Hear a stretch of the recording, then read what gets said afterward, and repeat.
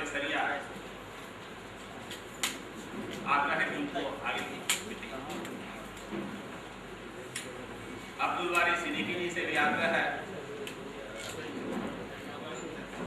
आम जनता का स्वागत जितना अधिक प्रगाढ़ होगा, संसदीय लोकतंत्र की जड़ें उतनी ही मजबूत तथा सबल होगी। बिहार विधानसभा सचिवालय द्वारा संसदीय विषयों की तर्जुमाने-ए-शमली पत्रिका के माध्यम से उर्दू भाषियों के बीच संसदीय प्रणाली की अवधारणाओं के गिर रहे हैं।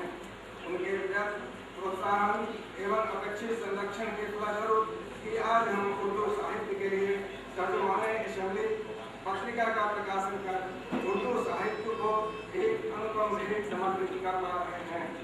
सभा सचिवालय बिहार के लोकप्रिय माननीय मुख्यमंत्री श्री नीतीश कुमार जी का अत्यंत आभारी है, जिनके द्वारा इस पत्रिका का विमोचन हो रहा है और बिहार का जन इस बधाई देना चाहता हूं स्पीकर साहब को कि उन्होंने उर्दू में तर्जुमाने-ए-शमली नाम की पत्रिका के प्रकाशन का निर्णय लिया। और जब यह निर्णय लिया तो पहला अंक बनकर तैयार हुआ। उन्होंने कृपा की और मुझको उसके विमोचन समारोह में आमंत्रित किया। वे यह काम स्वयं भी कर सकते थे, लेकिन उन्होंने मुझे ये इज्जत बख्शी है, इसके लिए मैं उनके प्रति आभार व्यक्त करता हूँ। पत्रिका प्रकाशित हो रही है, इसके लिए वे बधाई के पात्र हैं। और कई बार पहली बार किया जा रहा है, जिसका उल्लेख श्री अब्दुल बारी सिद्दीकी जी ने किया, इसके लिए बधाई के पात्र हैं। जब भी कोई अच्छा काम करेंगे तो हम सब लोगों का सहयोग आपको प्राप्त होगा। कोई अच्छा काम करना चाहेंगे, धन का प्रबंध तो अंतोगत सरकार को ही करना पड़ता है और बिना पैसे के कोई काम होता नहीं। कोई भी काम करना चाहिए तो उसके लिए पैसा चाहिए। तो अगर अच्छा काम आप करते रहेंगे तो हम लोग भी सरकार के सीमित साधनों के बावजूद आपको धन उपलब्ध कराते हैं। और उन्हीं कामों में एक अच्छा काम यह भी है जो आपने आज किया। अभी 6 महीने पर आप प्रकाशित करेंगे, अच्छा हो इसको और बढ़ाएं, धीरे धीरे अनुभवों को हासिल करके। और सिर्फ असेंबली की खबरें उसमें न हो, असेंबली में किसने क्या कहा या आईन और कानून की बात तो उसमें होनी ही चाहिए। हमारा संविधान क्या कहता है। जो आज के दिन जिन विषयों पर बहस छिड़ी हो, जो महत्वपूर्ण विषय हो, उन पर भी इन पत्रिकाओं में चर्चा चलानी चाहिए। विभिन्न लोगों के लेख आमंत्रित करके उसको छापना चाहिए। खास खास विषय को लेकर उस पर बातचीत होनी चाहिए। ये बड़ी अच्छी बात हो। और इस पत्रिका में, उर्दू की इस पत्रिका में आप करेंगे, मुझे पूरा विश्वास है। बहुत सुझाव देने की जरूरत नहीं है। आप स्वयं सोच समझकर और सभी उर्दू भाषा के जानकार लेखकों, विद्वानों से परामर्श करके और अपने सचिवालय कर्मियों के साथ विचार विमर्श करके इस संबंध में उचित निर्णय लेंगे। पत्रिका के विमोचन समारोह में बैठे हैं तो उर्दू के बारे में बात जरूर होनी चाहिए। अभी 2 दिन पहले की बात है, उर्दू एकेडमी के अध्यक्ष बिहार के मुख्यमंत्री। जब मैंने उसकी बैठक बुलाई तो लोगों ने कहा कि 15 साल में बैठक हो रही है मुख्यमंत्री के स्तर पर। ये बात मेरी समझ में आई नहीं। जब उर्दू एकेडमी बनी और उर्दू एकेडमी के अध्यक्ष मुख्यमंत्री है, उनको समय निकालना चाहिए, तो निकालना ही चाहिए। उर्दू का विकास कैसे होगा। कल ही मैं बैठा तो ऐसा लगा कि कितनी समस्याएं निर्णय के लिए पड़ी हुई। 2 घंटे तक बैठक चलती और कई विषयों पर उसमें निर्णय हुए, बातचीत हुई, चर्चा हुई। अब उर्दू के विकास के लिए हमने एक बात देखा, उनका कार्यक्रम था, हमने कहा कि भाई जो उर्दू नहीं जानते उनको उर्दू सिखाइए। कैसे किसी भाषा का प्रचार प्रसार। एक तो है कि उर्दू भाषा को जानने वाले लोग हैं, और ये बात ठीक है, उर्दू भाषा या कोई भी भाषा किसी मजहब की भाषा नहीं होती। अब ये जुबान है, इसको सब बोलते हैं। पंजाब में चले जाइए तो आपको दिखाई पड़ जाएगी। तो ये किसी खास मजहब को मानने वाले लोगों की भाषा तो है नहीं, सबकी भाषा है। तो सबकी भाषा है तो इसका प्रचार करना चाहिए। जो लोग जिनकी मातृभाषा उर्दू नहीं है, जो उर्दू भाषी नहीं है, उनको भी उर्दू सिखाइए। यही तो सबसे बड़ा काम होना चाहिए। वो उर्दू के विद्वान नहीं बन जाएंगे, लेकिन उर्दू लिखना, सबसे पहले उसकी लिपि सिखाइए। उर्दू भाषी है उनको उर्दू सिखाया जाए। ये हमने उर्दू एकेडमी का, और उर्दू एकेडमी के लोग अपने दफ्तर में कर रहे हैं इस काम,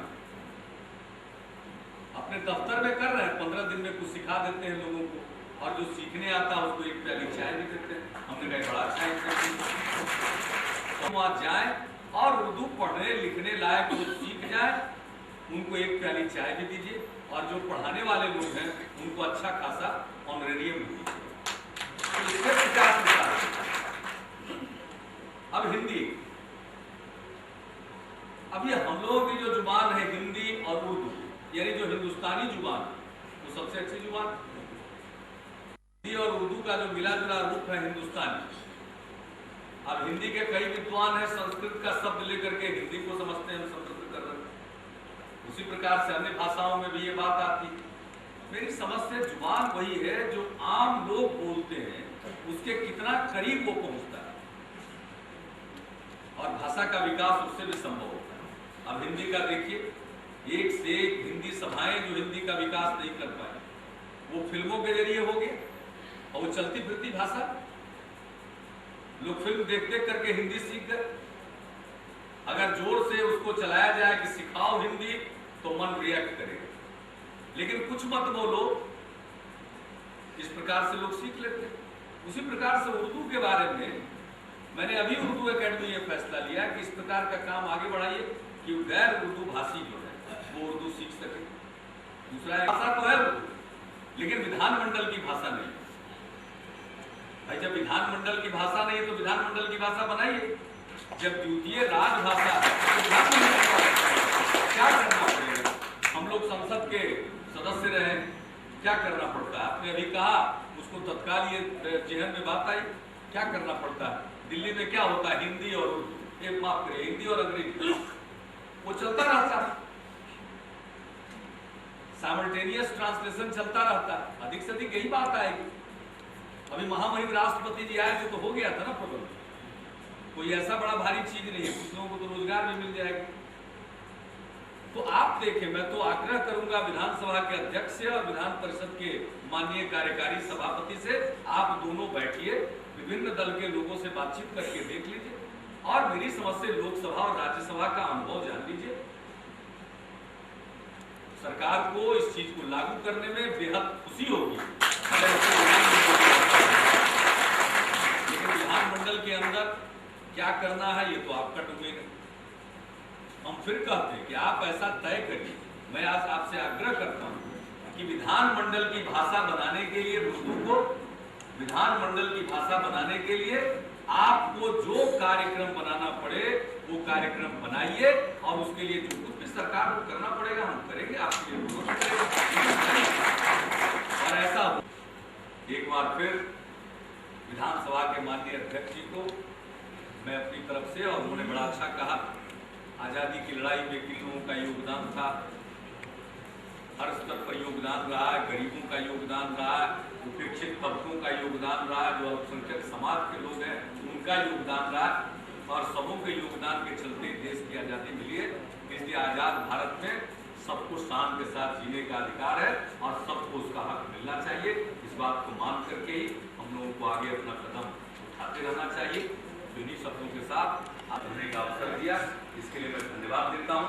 और आज का मेरा दिवस सुबह ऊर्जा से शुरू हुआ है और शाम उर्दू से समाप्त।